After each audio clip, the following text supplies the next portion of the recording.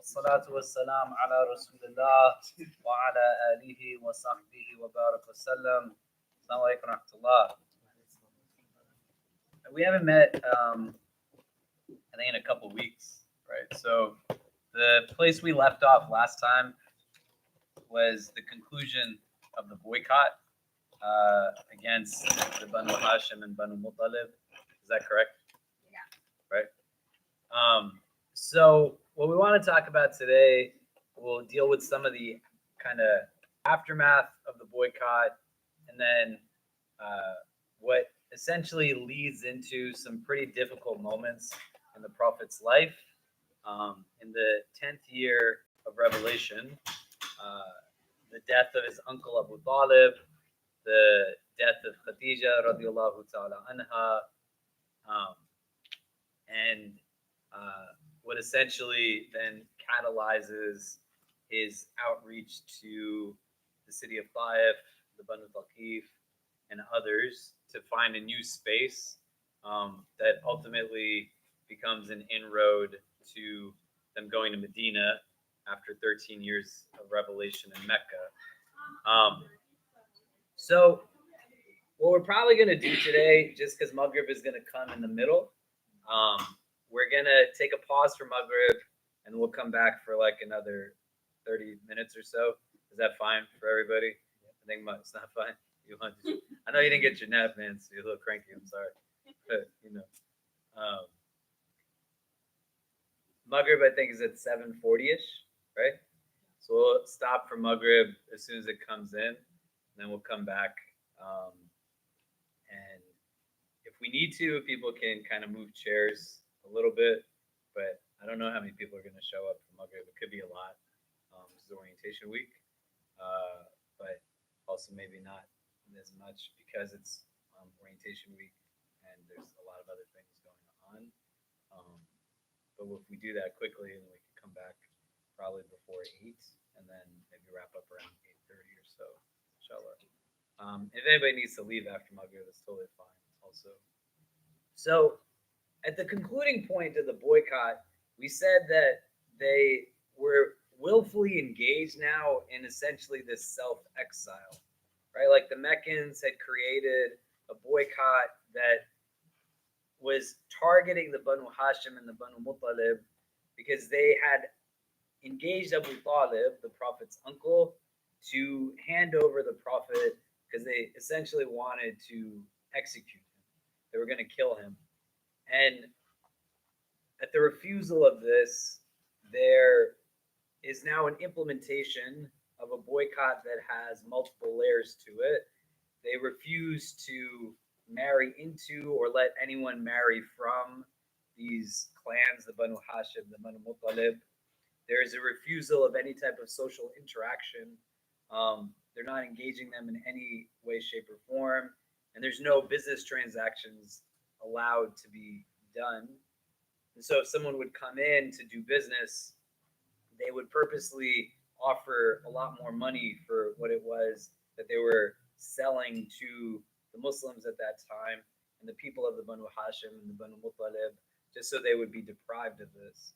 And we talked about how some of the people of Quraysh were sending provision in, like the nephew of Khadija radiallahu ta'ala anha, because they were really worried about their family members. This thing goes for 2 to 3 years.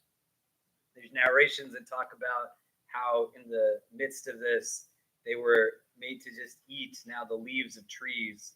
They were essentially eating like leather. Describing kind of their bowel movements as being similar to like goat droppings. Like there was a lot of hardship and difficulty that they were going through in the course of this boycott. And its conclusion point has a group of people from Mecca that strategize to essentially now take advantage of the unawareness of Abu Jahl that this was coming, that they brought together a group of men who one after the other committed to, in a majlis, standing up saying that we didn't agree to this boycott happening. And the Prophet ﷺ, he tells Abu Talib that the initial document that had written out the parameters of the boycott that they had hung in the Kaaba, this had been essentially eaten. And the only part that remained was the point that said Allah on it. And Abu Talib, he takes this with certitude from the Prophet of God. And he says, if this is the case, like negotiating with now Abu Jahl, that if this is what's happened, then the boycott is done. And when they unravel and see that this is the case, they're like, okay, boycott is over. This is a very trying experience over the course of multiple years. Like you can imagine if there's any difficulty that you've wrestled with for a few years, right? People have struggled with not having a job for a few years. People have struggled with fighting with parents over somebody they want to marry for a few years. People have struggled with whether they should become Muslim or not for a few years. People struggle with various things, not just those specifics, but the amount of anxiety it creates and exhaustion it creates and the amount of stress that it creates, it's not a matter of ease, it's a matter of difficulty, that you're wearing yourself down. Every single day, you hope that something is going to change, right? You're stuck in an abusive situation. You're trying to overcome some type of habituated practice. You're in a place where uncertainty overlooms, and it's just day after day after day. You can imagine what it's like for a child who has been abandoned by a family member. And after the first couple of weeks, they just realize somebody's not coming and they have to get acclimated to this reality. What is it like to lose a loved one for the first time or after a long period of time and being separated from them in a worldly sense because they've passed on and transitioned? Like, give yourself an insight of something that was a stressful moment for you for an elongated period of time, whether that's a week, a month, however long it went. They went through this for 2 to 3 years, deprived from being in their homes, being in a place where they were purposely boycotted by individuals. They weren't able to go into Mecca. They experienced like hunger, experienced illness. There was children that were birthed during the course of this. And then they have to go back to it and establish some kind of normalcy. It's not happening in a vacuum as if everything suddenly just became what it was prior to. And so when you think about people who are going through these realities, you want to think about it sometimes through a prism of empathy, that I fundamentally cannot understand what you're walking through other than me empathizing. And if we were to give a definition to empathy, it's the complete suspension of the nafs, the self. And I only understand what the other is going through their lived experience, not through mine, because I can't fundamentally relate. Like, what do you think it's going to be like for the Rohingya as they deal with the aftermath of ethnic cleansing and genocide? When I was in the camps after the border opened between Myanmar and Bangladesh, and people are trying to rebuild their lives and just do what they can do, one of the days we were on top of a hill and we were filming some things a few days after the border first opened in 2017.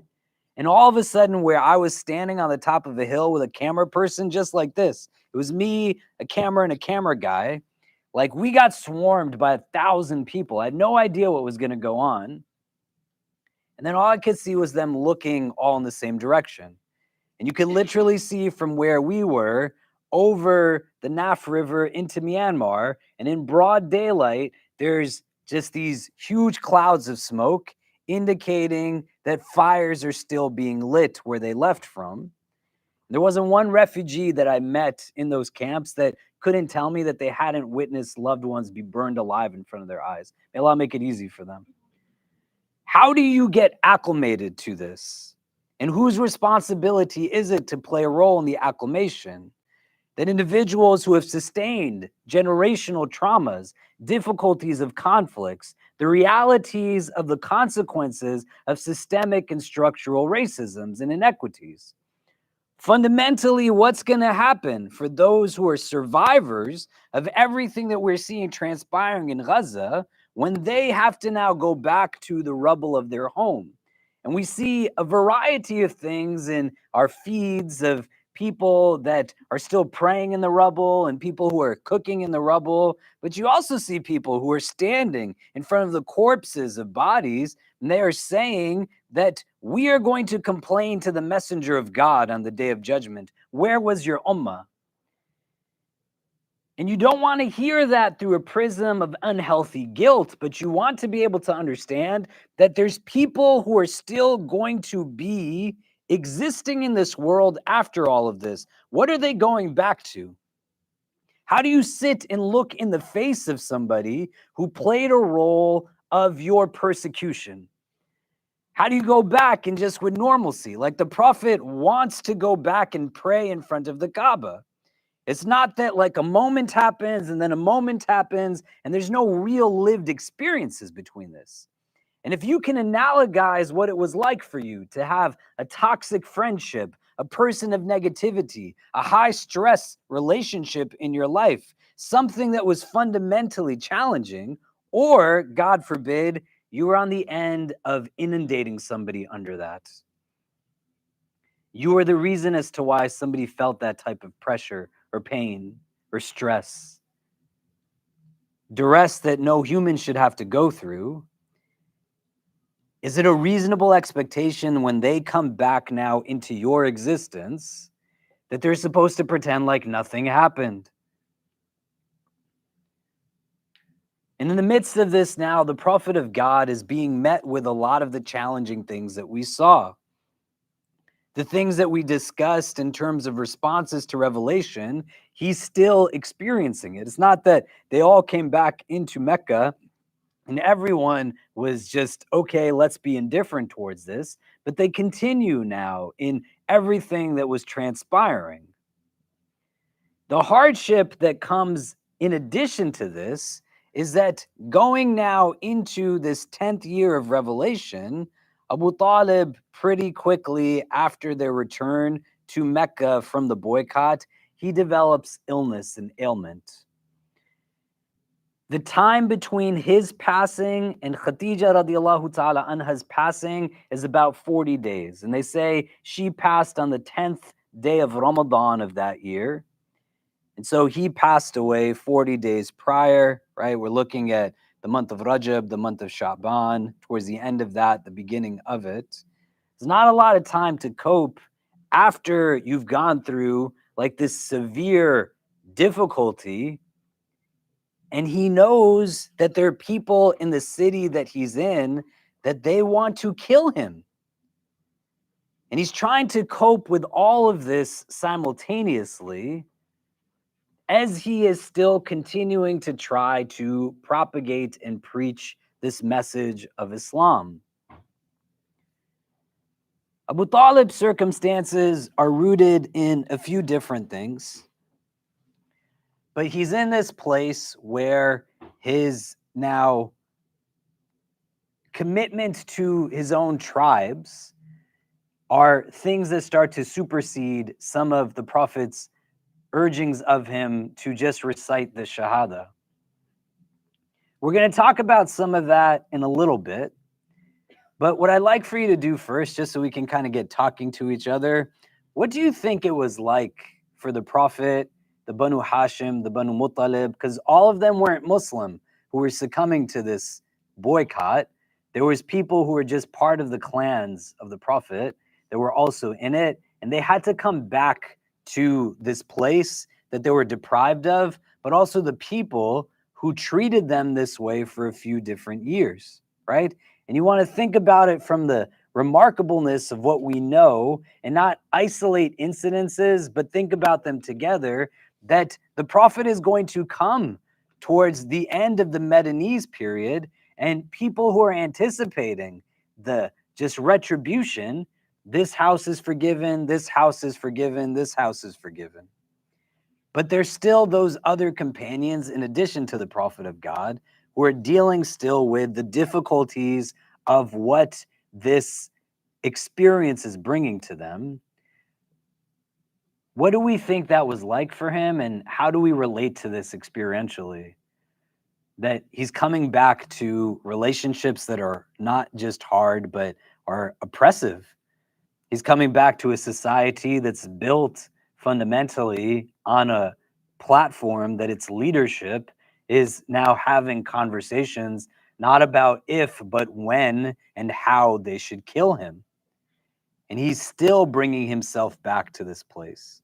So if we can take a couple of minutes, turn to the persons next to you. What do we think experientially, emotionally? Like, what must that have been like? What are some of the things it brings up for us? And then we'll come back and discuss. But go ahead. If you don't know the name of the person next to you, exchange that, share that, and then talk out this prompt. Like, how must that have been? And how do we relate to it? What do we take from it? But go ahead.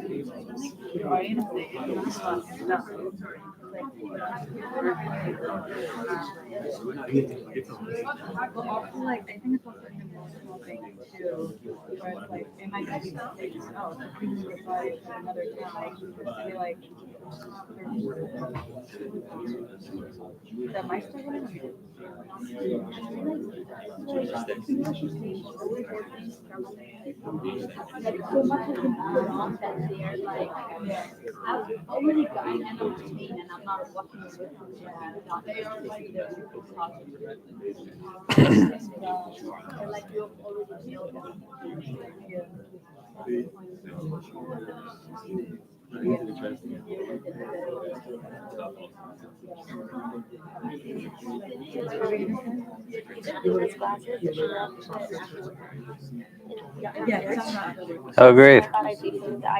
When did you get back? Yesterday morning. Oh, yeah? Yeah. How are you feeling? Good. That's how I felt for a while. So, Well, hopefully you're more recovered than I am. yeah, alhamdulillah, a little bit. Yeah, I figured I'd be I'll take care of it.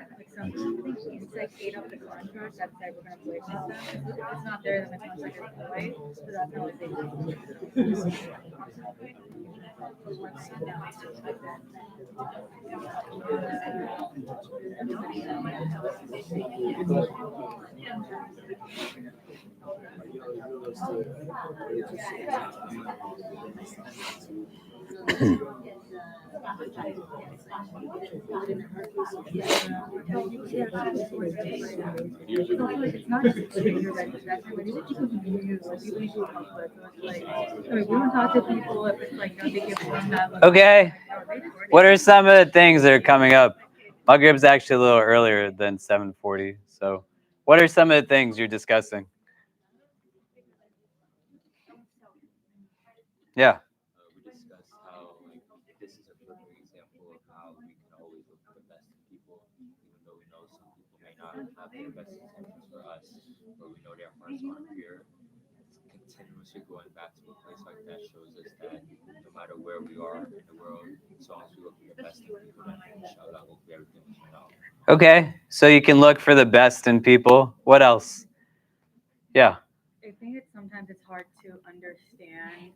Like he may not have had a lot of options because they're in the desert and like their resources were used up almost to like rations at that point. So it's like logistically, what option would he have had unless to go back? And also based on previous experiences, emotionally, he may not have been ready for that because he went to Taif and like they didn't treat him right. He did not know if Medina Munawwara would accept him the way that they did end up accepting him. So it's also like the emotional scarring and possibly not even knowing like what is possibly out there in the desert. Other thoughts? Yeah. Me and Zio were having difficulty trying to empathize with the situation and thought of what's going on in Gaza. Like hypothetically, if tomorrow there was some sort of peace agreement, like how will the Palestinians respond? Like, well, how are they expected to act like nothing happened? And in that conversation, the answer was like, Iman is what's driving them today. So perhaps that's how the companions back then were able to reincorporate themselves in such a hostile environment because outside of Iman, it's can't really conceive how to deal with such a situation. Yeah. Think about this now from the standpoint of what's the end objective here? Do you know what I mean? The paradigm shifts necessitate understanding that as much as there's people who are trying to hurt him, when he's in this valley, there was also people under the direction of Abu Talib who Abu Talib would say, like, tonight you sleep where they think Muhammad is sleeping and switch places in the middle of the night. And there's these people who are looking to oppress, but there's these people who are willing to sleep and potentially lose their life. But they can't forego their claim to their land. And the bigger understanding here is that ultimately, like Mecca is understood to be, within an Islamic framework, the holiest city in the Islamic tradition. There's some opinions that say maybe Medina is more than Mecca. Allah knows best, but most people say Mecca is. And the motivating variable here, like similar to what you're saying, is like, we're not going to let anybody tell us that we can't be in this space. It's not going to be on their terms that we exist in the ways that we exist. They wanted to have us engage in a practice that is completely antithetical to our religion. They want us to forego our religion, barter and transact on our religion. Your God for a day, ours for a day, yours for a week, ours for a day, yours for a month, ours for a day, yours for a year, ours for a day. This is not what we're built off of. The opportunity to yield that mindset that says that I'm not just a stone and I can take everything that's thrown at me, but through a sense of how they're connected to each other and they lean on each other and they've experienced struggle together and gone through it through Iman that is a centering variable, a set of convictions that transcends socially constructed differences that they have and realities of where they might not have a common base culturally, ethnically, racially, socioeconomically, but they carry La ilaha illallah in their hearts. And regardless of what anybody else says, this is our space too. And we can be here in the ways that we intend to be. They still have Umar, they still have Hamza radiallahu anhuma. They've gotten to a place where the shift in perspective is not simply like, look at what they did to us, but look at what we have the ability to get through. They keep throwing things at us and we keep not going away. They keep trying to push us down and we keep just rising up. They keep trying to break us and all it's doing is making us stronger. What do you think they're thinking when the Prophet goes and he prays in front of the Kaaba again? And this is what conviction can do, and this is what faith can do. This is why religion is not an inherited practice. It's not something that you just buy into as a sociological identity variable, but you want to aspire to actually have Iman, right? May Allah make us from the strongest of the mu'mineen. You want to be in a place where you allow for yourself to be open to it and think about what it is that pushes us away. They're not letting go in the belief that there's something bigger and better in store for us. They've already experienced things, right? Like, what did we say they did to Sumayya, who's an older woman? They put her in like metal armor under the Arabian sun. So she literally is melting inside of this thing. They've already witnessed it. They've seen that they've put boulders on Bilal radiallahu anhu's chest. And they're getting through all of it. But they know that also their presence at this point is not going to be on anybody else's terms. They've gotten through these things. They're going to get through this too, right? Every however many years, this is the worst thing in the world. How are we going to get through this? How are we going to get through this? Allah keeps showing you that you still are here. You still exist. They're not taking away your ability to be. You just have to determine now which way you're going to. The Prophet is showing his people that, hey, you know what? I'm not just expecting this from you. I am pushing myself forward to be in these places also. I will not let them take away from me my peace of mind. I'm not going to let them take away from me my ability to worship God in the way that I choose to worship my God. The minute they have a psychological shackling, they can do anything to your body, deprive you of food and water. But if they own your mind and they own your heart, then they own you fully. Do you see? And where does Iman exist inside of you? Does it exist in the palm of your hand? Is Iman indicative through the clothes that you wear, the length of your beard? When I went to Myanmar, I went with people who wouldn't let me into Myanmar because they said anything that looks remotely Muslim, they're torching at the border. And the relief agencies that I went with that wouldn't let their staff cross or anyone, the heads of those organizations trimmed their beards to their skin as Muslims. And they were good Muslims not because they looked Muslim, but they were strong in their Iman because they were willing to not look the part in order to ensure that the goods were crossing and reaching the most impoverished people inside of the country. They didn't say, you go and do it. I'm going to go and do it so that you don't have harm. Do you get what I mean? And you don't want to think, because the year that we're going to look at right now is called Am al-Huzn, right? The year of sorrow, the year of grief. The Prophet goes through real difficulty, but contentment and balance is about understanding that contentment can coexist with the realities of sadness and grief and sorrow. He has very real emotional experiences. He's going to see in a short time both his uncle Abu Talib pass away, as well as his wife Khadija radiallahu ta'ala anha. And after Maghrib, we're going to talk about this. He's the one that buries Khadija. There's no prayer mandated at this time, so there's no janazah. They're still burying them. He's going to tell Ali, go bury your father, right? But you got to see that throughout this entirety of this ordeal, like, they're still in a place where cognitively their perspective is rooted on the bigger picture that's in store. Victories are not necessarily that I'm going to win today and I'm going to win every day, but there's some days I'm going to be ahead and some days we're going to be behind, but we're trying to build something that exists forever. It's the last message for all of humanity. And you do that with a sense of self-awareness, and they're learning about capacity in these moments. We just got through a 2 to 3 year period where for a good chunk of it, we were eating leaves off of trees.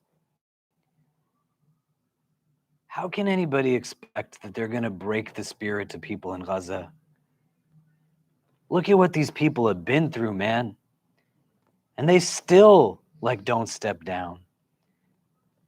And then you juxtapose it to the reality of why did the Prophet and his companions go through this? Not so we would have $1 million views unobstructed of the park, sitting with ease, But Allah brings us to our skills, our credentials, our talents, our networks, our training, not so we have self-serving mindsets and egocentric mindsets, but so we can think, right? Because when they're going through all of this, they're still Muslims in Abyssinia, and they're not sitting there saying, man, I feel so bad, and this is terrible, and my brothers and sisters are going through whatever, but they're still in a place where they see themselves as a cohesive unit.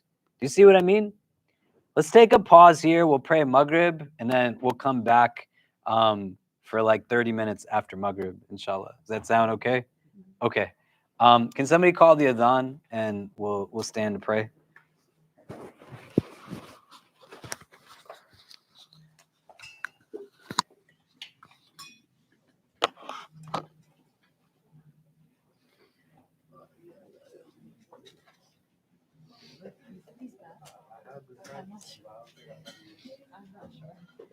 Wait, do we leave these here? You just move them a little bit up. Yeah.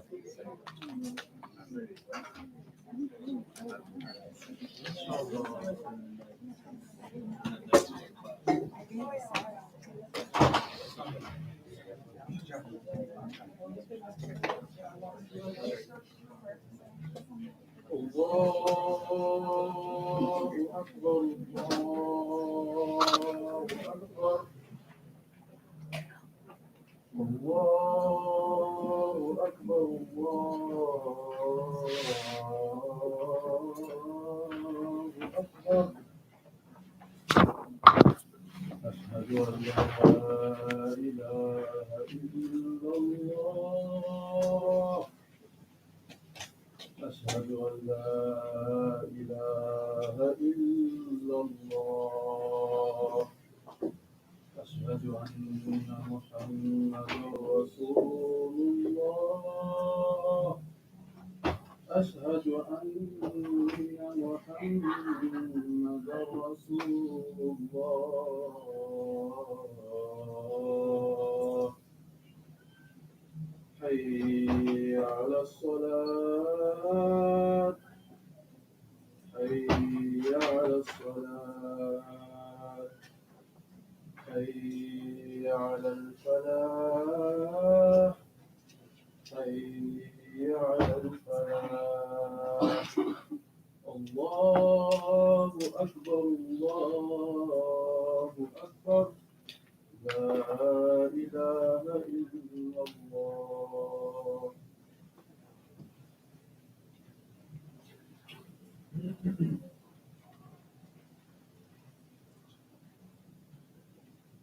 الله أكبر الله أكبر أشهد أن لا إله إلا الله أشهد أن محمدا رسول الله حي على الصلاة حي على الفلاح قد قامت الصلاة قد قامت الصلاة الله أكبر الله أكبر لا إله إلا الله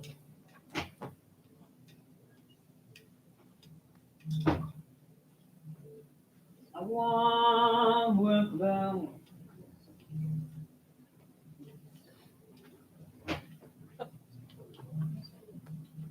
الحمد لله رب العالمين الرحمن الرحيم مالك يوم الدين إياك نعبد وإياك نستعين اهدنا الصراط المستقيم صراط الذين أنعمت عليهم غير المغضوب عليهم ولا الضالين آمين ألم تر كيف فعل ربك بأصحاب الفيل ألم يجعل كيدهم في تضليل وأرسل أرسل عليهم طيرا أبابيل ترميهم بحجارة من سجيل فجعلهم كعصف مأكول. الله أكبر.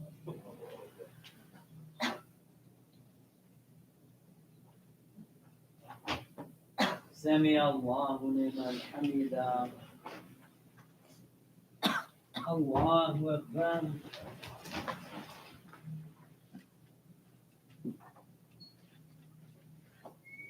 الله أكبر. الله أكبر.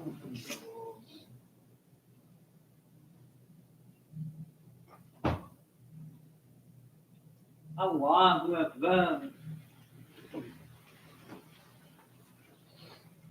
الحمد لله رب العالمين الرحمن الرحيم مالك يوم الدين إياك نعبد وإياك نستعين اهدنا الصراط المستقيم صراط الذين أنعمت عليهم غير المغضوب عليهم ولا الضالين.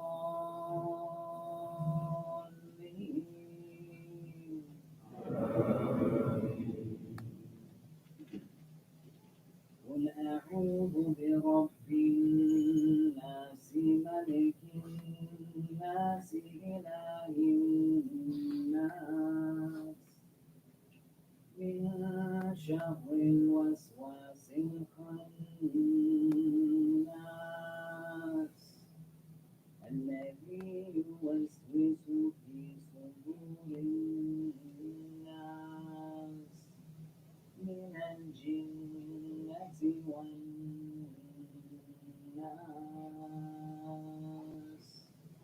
الله أكبر.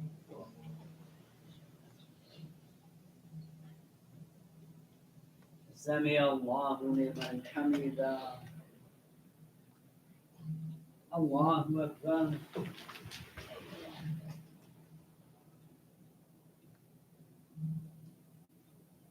الله أكبر.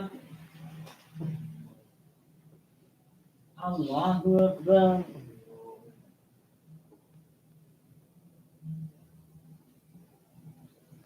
الله أكبر.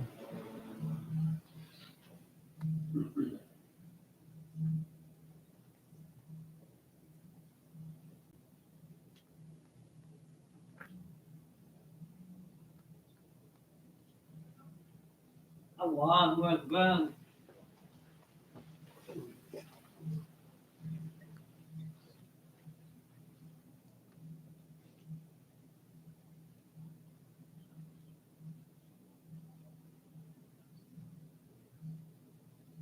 الله أكبر.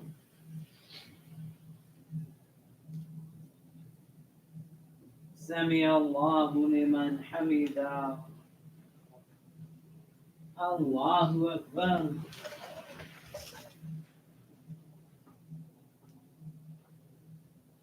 الله أكبر. الله أكبر.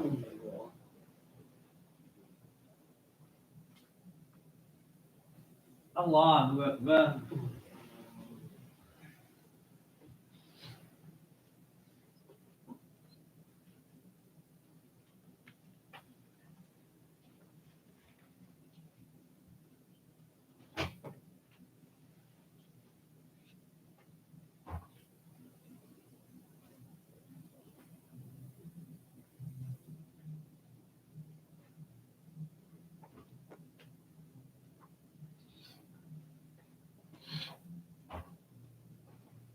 السلام عليكم ورحمة الله. السلام عليكم ورحمة الله.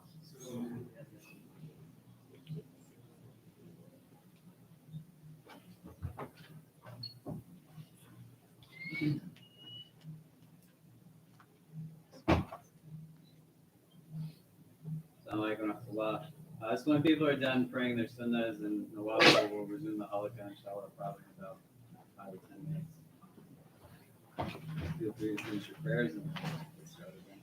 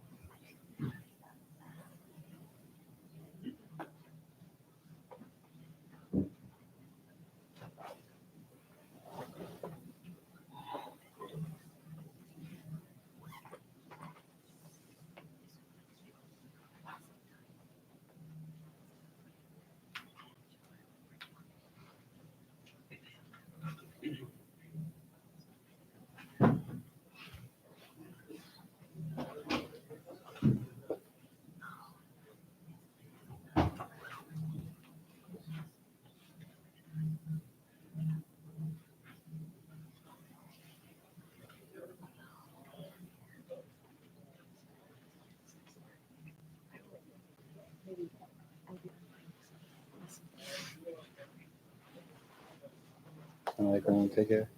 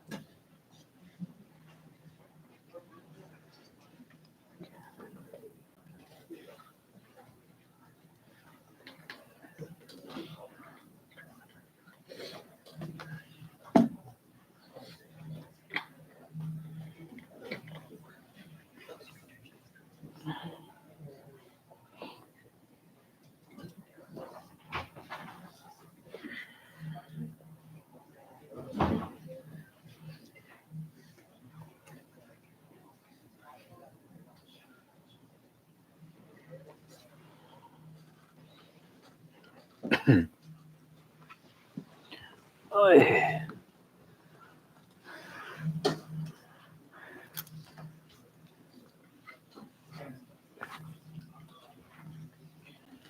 Should we resume?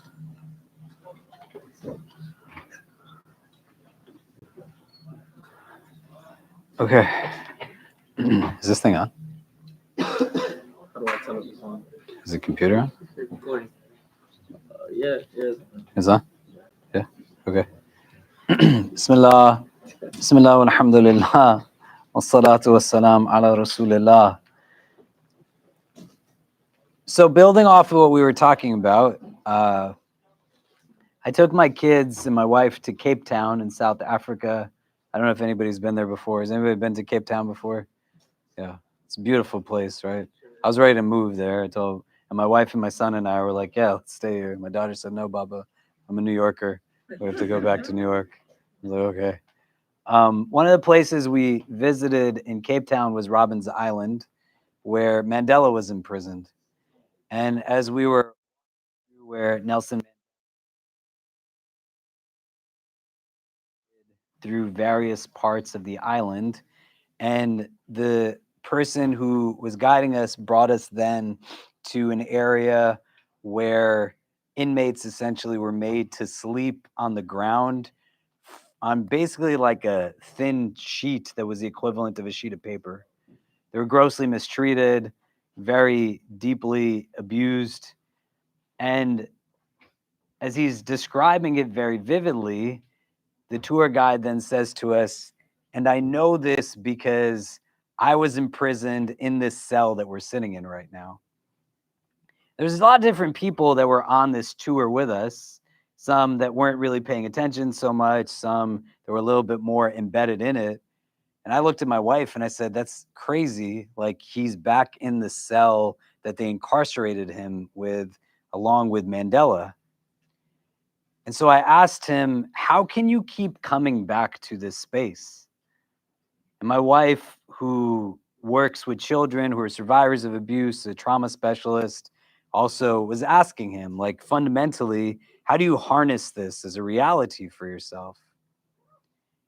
And he said, the way that I come back to this space is that every time I'm back here, I take back a little bit of what they took away from me. I bring myself here to reclaim more of who it is that I am, and it helps in my healing process, right? The idea isn't that you purposely go to the spaces that you have been engaged in terms of pain, etc., but to be able to understand also a different layer of how post this 2 to 3 year boycott, where they are going through this deep, deep heaviness and deep inequity, they're still coming back to these spaces and engaging them in the ways that they can. And fundamentally, what choice do they have? They all can't get up and go.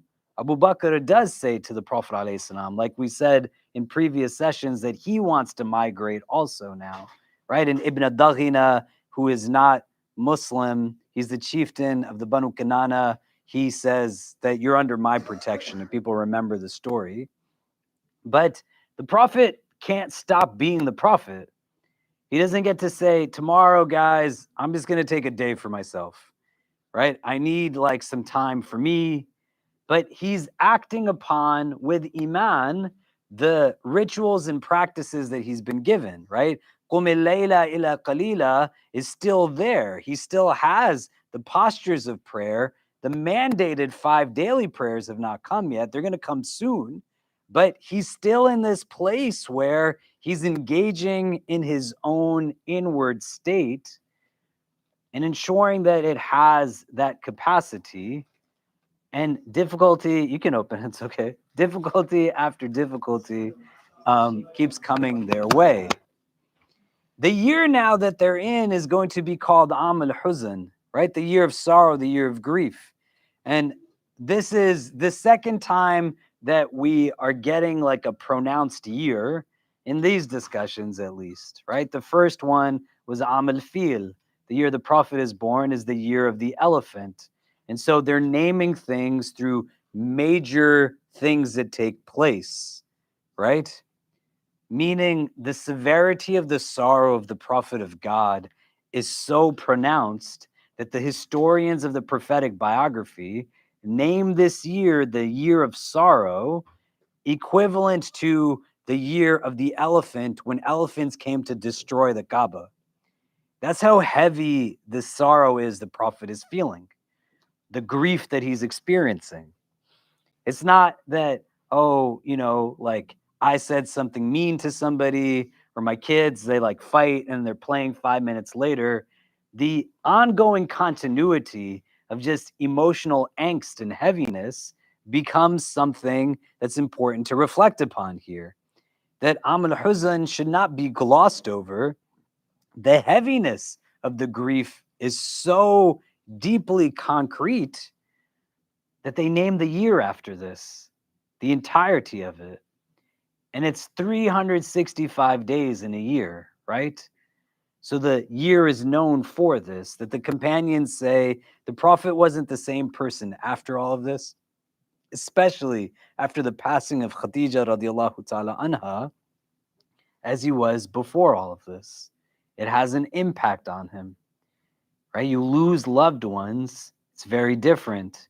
It hits your heart in different ways, especially when they're people who stood with you when nobody else would stand with you.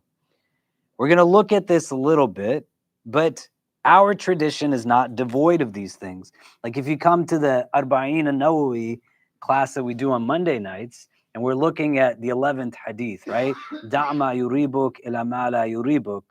Some of you were there this Monday and 2 Mondays ago, and we spent the first class of that hadith, not even talking about the text of it, but in it, like the Prophet's grandson is the narrator of hadith, and they describe him within the mention of the isnad as being like one who is beloved to the Prophet of God, like a sweet fragrance, right? Like a flower, like there's a term of endearment there. And so every time someone studies this hadith, they're understanding the love that the Prophet has for his grandson. It's reiterated again and again and again. When the Prophet is described as being al-insan al-kamil, like the complete human, that means he's also completely human. And Iman is not identified in a place where you have a devoid sense of emotions, but to be human is to essentially be emotional. And anytime somebody tells you things that are just silly, like they don't make any sense, that you have strong Iman because you don't cry in certain situations. The Prophet cried when his son died. You have to make it make sense, right? We talked about this at Jummah a few weeks ago. The Prophet has a companion by the name of Abu Umama who he comes upon in the masjid, and it's between prayers. And he's, why are you in the masjid? There's nothing going on. And he said, I have anxiety and I have like financial stress. And the Prophet teaches him the dua that many of us know. Allahumma inni a'udhu bika min al-hammi wal-hazan. That, oh Allah, I seek refuge with you from anxiety and sorrow, right? And he continues on in a lot of other things that he seeks refuge from. But he's acknowledging through the dua. He doesn't say there's no such thing as anxiety for believers. He doesn't say that we don't have like these emotional responses. And a big part of being in a place where you can elevate in your sense of Iman is elevating also your emotional intelligence so that you can start to distinguish, accurately name what you're feeling, and be in a place where you harness emotions strategically, as well as be in a place where you're a good resource for other people. And you have to think about instances like this and see how they carry over. Because we're going to have hadith that we won't look at in a Seerah class, but the Prophet comes upon a group of people, and there's a young boy who's very distraught, and he asks them, what happened to him? And the men say that like his pet bird died. And the Prophet then goes to the young boy. He already knows that the bird is dead, but he still asks him, Ya Abu Umair, ma fa'ala nughair, that, oh, Abu Umair, what happened to the little bird? And then the boy tells him. The Prophet has the emotional wherewithal to not walk into a place that he's unfamiliar and just make assumptions, right? You don't jump into a conversation thinking you know what's happening. Like, you take the time to assess and understand, why are all these people gathered in this room? Like, what's going on here? Do you know? And after he's been given the information, he still goes and asks the boy. How would he not understand what it means to lose a loved one? The Prophet's father died before he was born. His mother dies at a young age. His grandfather dies at a young age. He's moving between like Mecca, Medina, the Banu Sa'ad. Loss is like a part of his life. He's experiencing these separations in a lot of different ways. Do you know? And it's not like the way our prophet would respond. I've seen people who are really sad and people who laugh at them. They're like, why are you laughing? This guy's sad because, his pet died. The prophet didn't laugh at this little boy. He knows what it's like to lose something that you love. And this is the definition of what huzn is, right? It's the sorrow you experience at the loss of something that you love. And amal huzn, that's what it is. The other thing that we want to understand from this is that our tradition is not in a place where we don't have roots in wellness around emotional and mental wellness. At a time when Christendom was attributing many things to being demonic, they would take people who had wellness conditions and lock them up in dark rooms just to scare the demons out of them. In the Muslim world, you had interdisciplinary groupings of people, like religious scholars working with financiers, social workers, to set up systems that deeply understood the realities of mental health conditions. Dr. Rania Awad, who's come to visit our community, who is a trained medical psychiatrist, also a traditionally trained sheikha. She is on faculty at Stanford, runs their Muslim mental health laboratory, has her own organization called Maristan in the tradition of the Bimaristans. There was a Muslim hospital that we were the ones who were at the forefront of these things.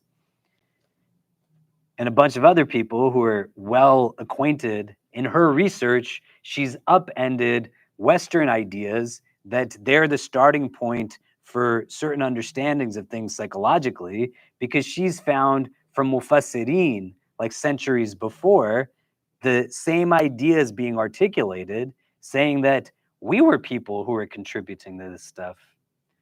But at some juncture, there was a flip, and now you see many Muslims, when hardship comes, their understanding is it must be something demonic.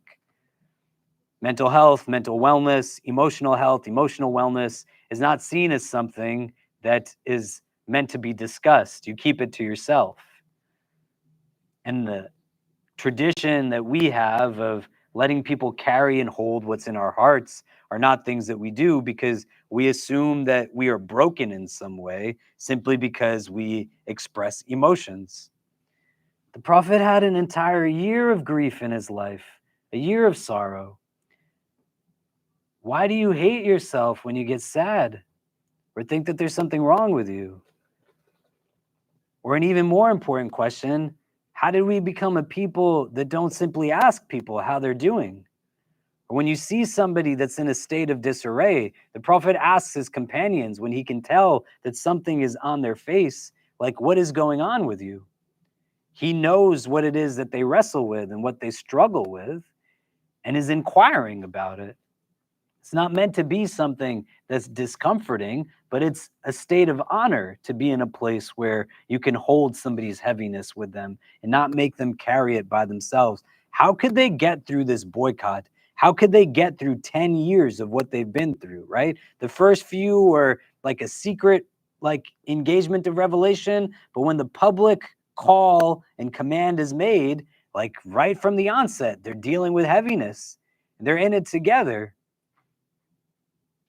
Where did we look at anything in the Seerah so far where they're being told, you know what, we don't get sad, we don't complain, we don't do this, we don't do that? If anything, we see the contrary nature of this. Do you see? And so here, recognizing first and foremost, when the Prophet gets pushed to certain limits, he is now engaging the emotions for what they are. And they're not hidden, they're manifest. This is how the companions know that he is sad and he is different, because he's just behaving differently after the passing away of these people who are close to him. He's experienced this loss. Does this make sense? So we take a couple of minutes. If you turn the person's next to you, what do you take away from this? Like, what does it bring up for you? Do you know? And what are the roadblocks for us? Like, who do we go to talk to or gain support from when we are experiencing emotional heaviness? What are the outlets? Like, how do I know how to take care of my heart? This is what this tradition is fundamentally rooted in. The inner state, if it's agitated, is not going to be able to function well in an outwardly agitated world. But if the inner state has contentment, that's a balance that's necessary in order to deal with a world that is overtly in states of chaos, and they're constantly like schizophrenic. Like, one thing is this, and now this is this. This was reliable, but now it's not reliable. This was stable, but now it's unstable. This person was nice to me, but now they're terrible to me. This was something that was working well, but all of a sudden it changed and it shifted. And I'm inwardly just exhausted and debilitated. And then anybody that I go to talk to, they give me platitudes. Just have more faith. Put your trust in God. So now I'm feeling heaviness, and I'm also a bad Muslim. Like, I'm weak in tawakkul. I'm low in iman. So no, man, like, I'm just sad. And you shouldn't be telling me because you don't know anything about emotions. You don't have like that sense of how you connect. Our prophet listened to people before like responding to them. You know, how does he console this young boy whose pet bird has died? Do you see what I mean? Right? That's what he's built as. Do you know? So we can turn the persons next to us. Like, what comes up for us in this recognition that we have a prophet who has this year of sorrow in his life? How does that kind of bring up things for us in relation to our emotional selves, emotional intelligence, how we relate to other people's emotions? And we'll come back and discuss, but go ahead.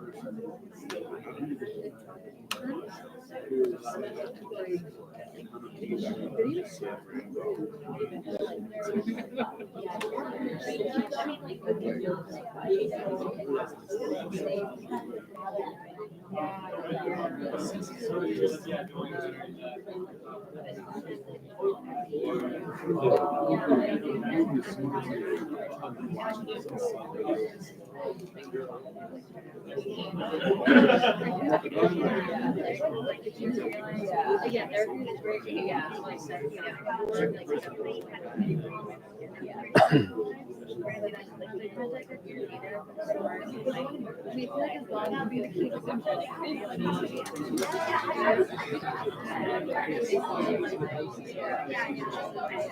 guess like it depends, right? Like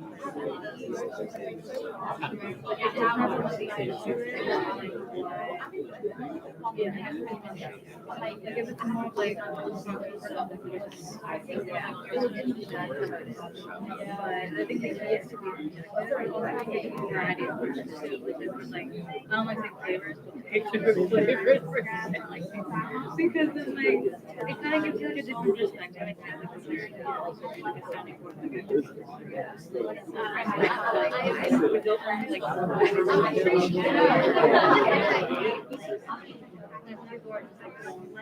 The other event finished? They're wrapping up right now. Is there a lot of people come to that? This is about, How many do you think? How many do you think? I'd say about 30-ish. Oh, good. About, yeah, I'd say about 30. Bunch of things are great. We're hanging out. Is there food over there? Is there food in there? Food? It was like mainly snacks. Okay. So what are some of the things that are coming up for people? Maybe we have a few people to discuss.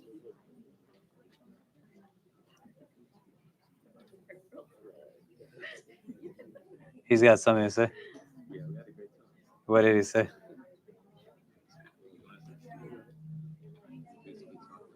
You want to talk loud so everyone can hear you?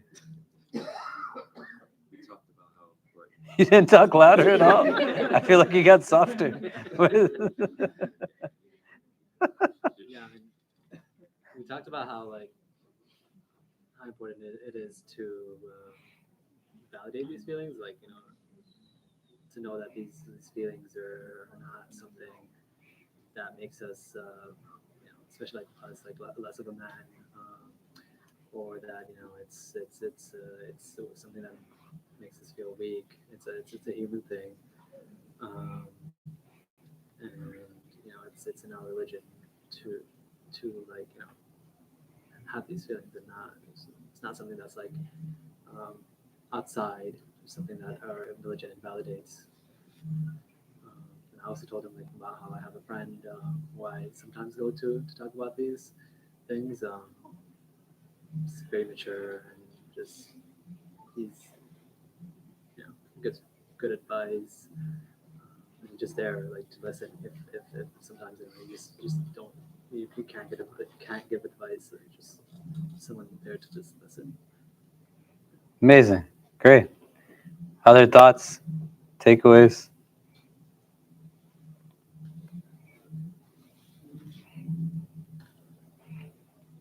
Does anybody have people that just remove emotions from faith, or make you feel like just because you're expressing emotions, that means you're low in faith or weak in faith?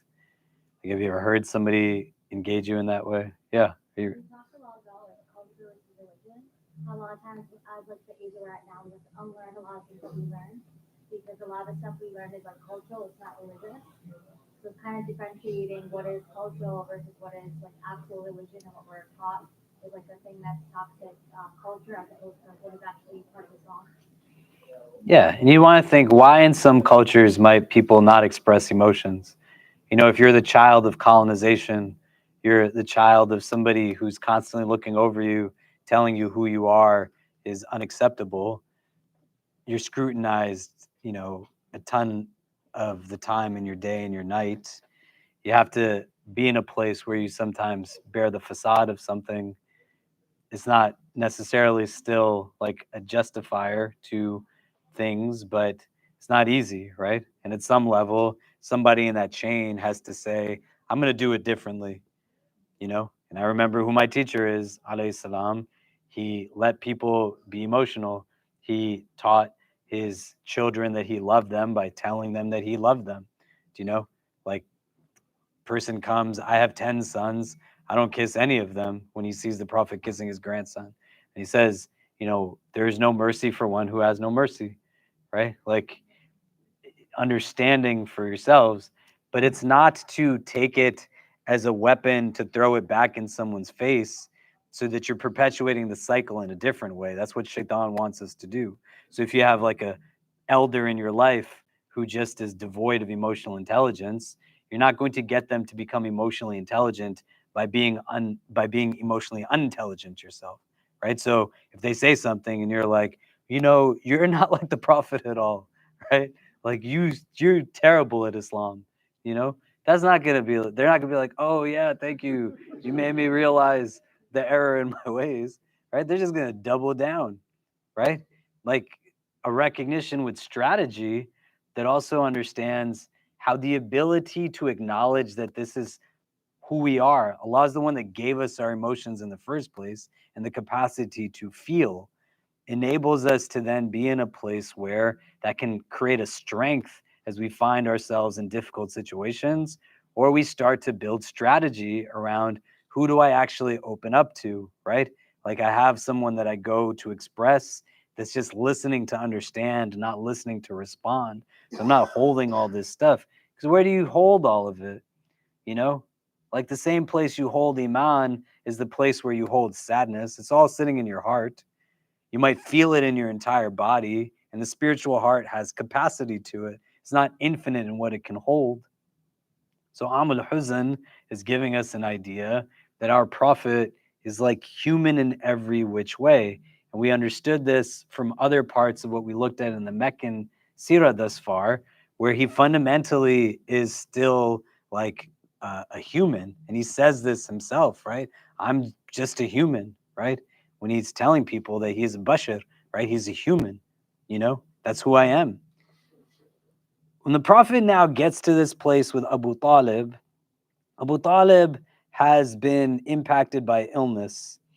And this is essentially happening now, like we said, 40 days before Khadija radiallahu ta'ala anha passes away, Abu Talib passes away. But putting it in the frame of the boycott, it's happening like really soon after the boycott. So you're talking about like somewhere between a month to 2 months in that range, right? Closer maybe to a month and a half. But he's gone through this heaviness of the boycott.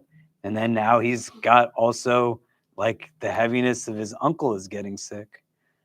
And we have different understandings in both not only the Sunni and Shi'i traditions, but also the Sunni traditions, right? And Allah knows best as to like what state does Abu Talib leave the world in.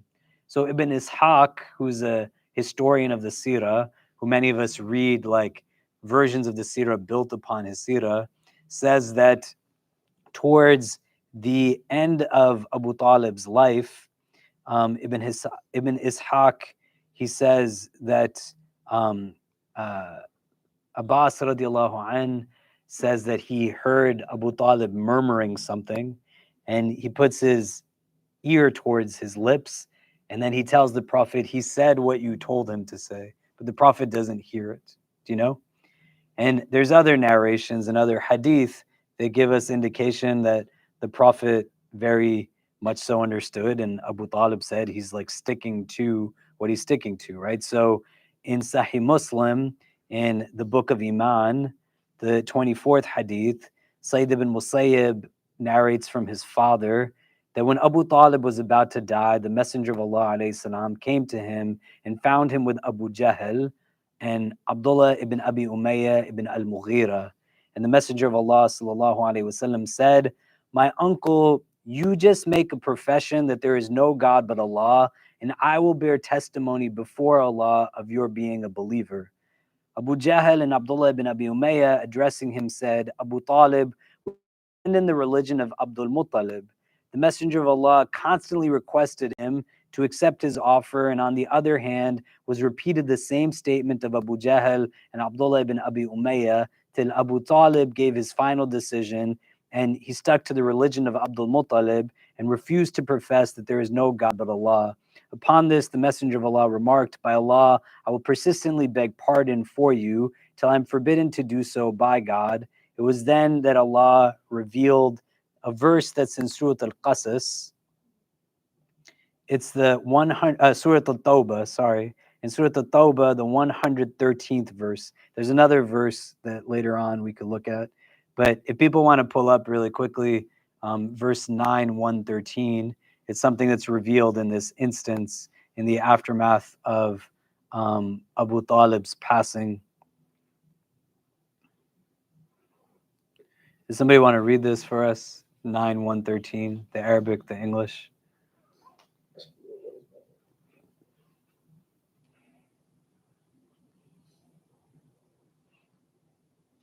Does anybody have it? If you just Google Quran 9:113, it'll pop up. That's the name of the book, the Holy Quran. You have it? Yeah, read the English. Go ahead. It is not fitting for the Prophet and the believers to ask forgiveness for the idolaters, even if they are related to them, after having been shown that they are the inhabitants of the belief.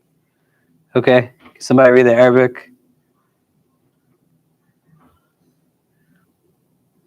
Yeah, go ahead. ما كان للنبي والذين آمنوا أن يستغفروا للمشركين ولو كانوا أولي قربى من بعد ما تبين لهم أنهم أصحاب الجحيم. Yeah, so these are coming down in real ways, right? There's a hadith in the Sunan of Abi Dawood where Ali bin Abi Talib comes to the Prophet to tell him that his father Abu Talib passes away, meaning that the Prophet wasn't necessarily physically present at the moment of his death. And Ali bin Abi Talib, like, he has a good father, right?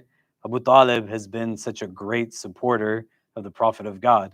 You know, he's not Abu Lahab. Do you know what I mean?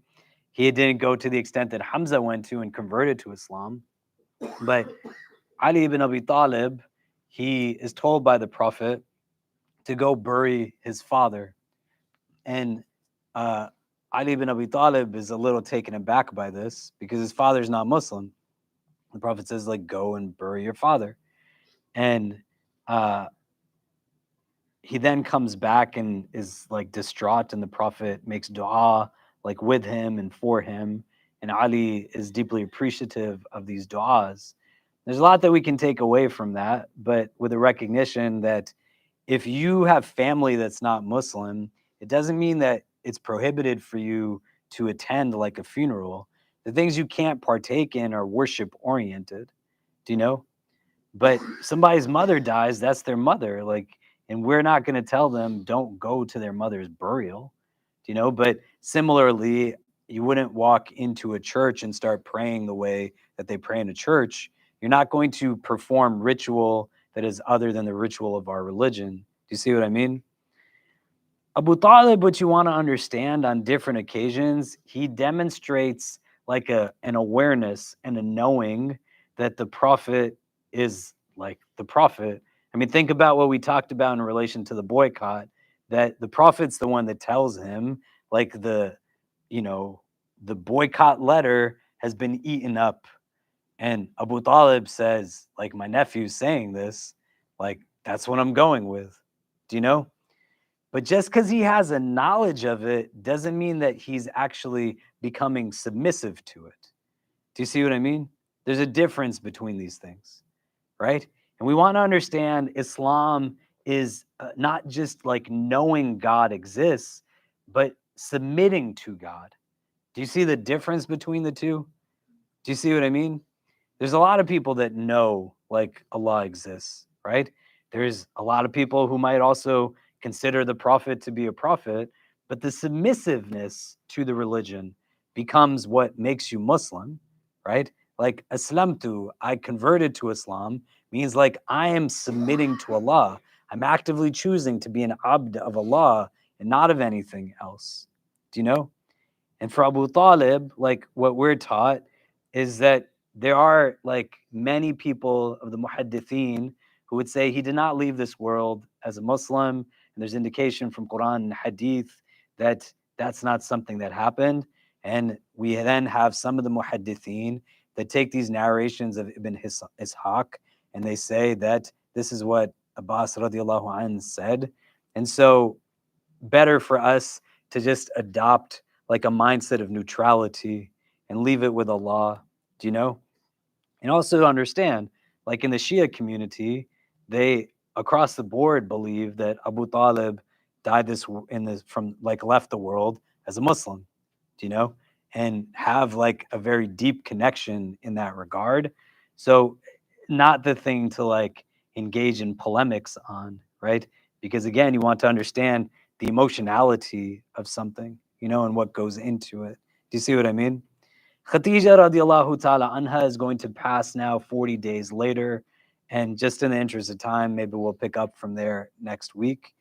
So I'd like for us to do just for a couple of minutes before we wrap up. If you turn the persons next to you, what are some of the things you're taking away from today's session? And we'll come back and discuss and we'll close out. But go ahead.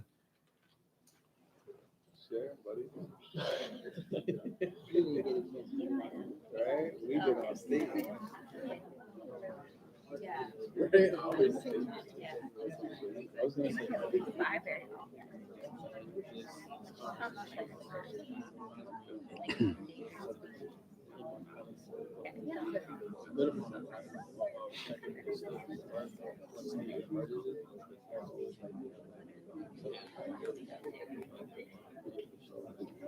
Anyway, sometimes takeaways. what we consider normal emotion to us is sometimes it's shit. I can start. Some people tell you you should go out there or use mental abuse. It's a straight list. So used to it, yeah, it's normal to them,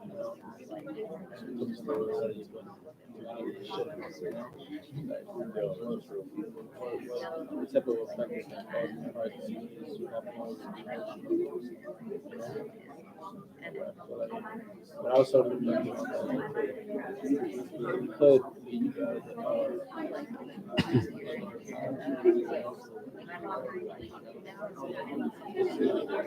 for yourself, but also for your interaction with others as well.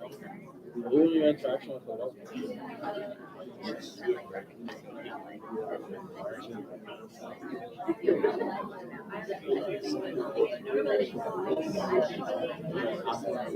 Normal stuff.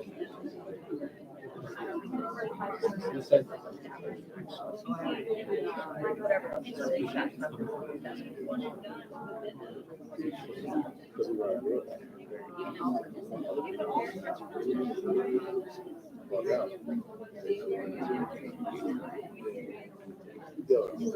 sometimes we look at the people that I'm just like, no, look at you. Yeah, look at you. What's wrong? You know,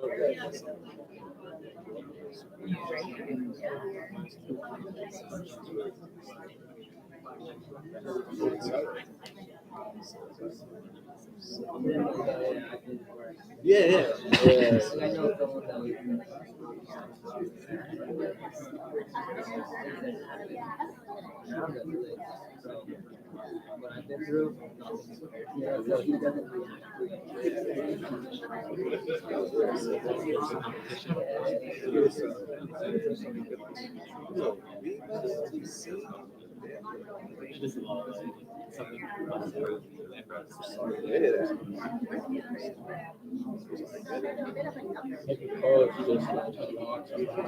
Generation of people, you have children,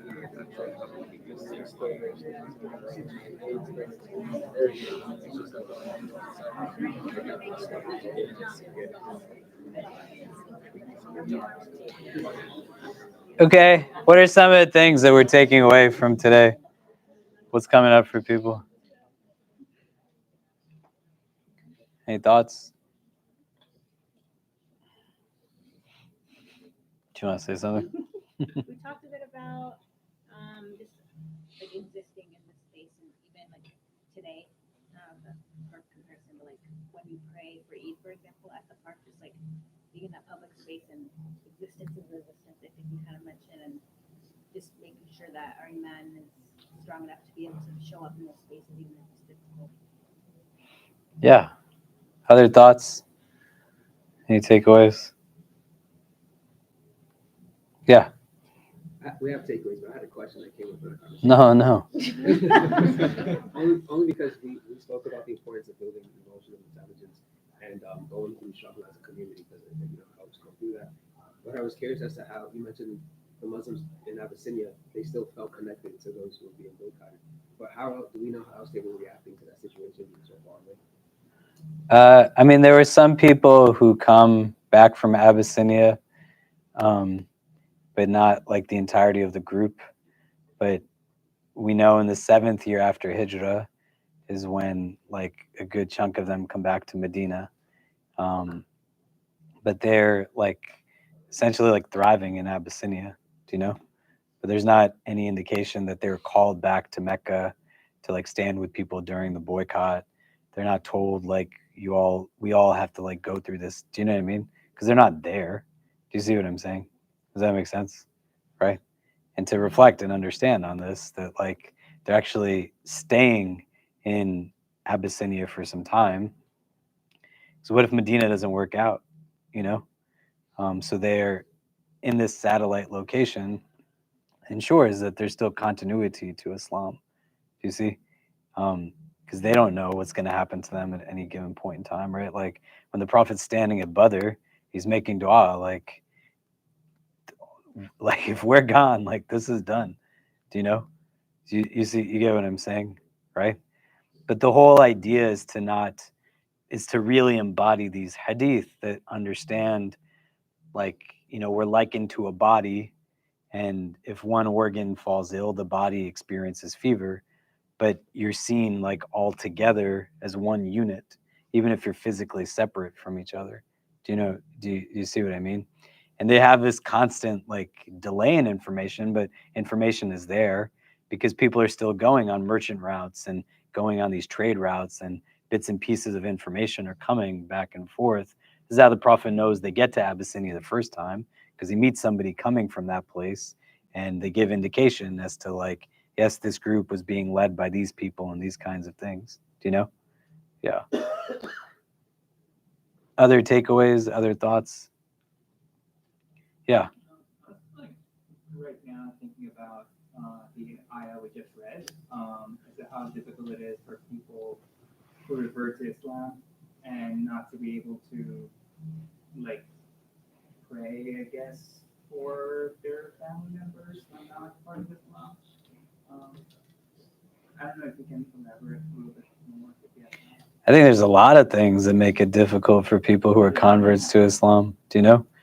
And I think one of the bigger obstacles are people who are born into Islam who don't understand the nuance of it.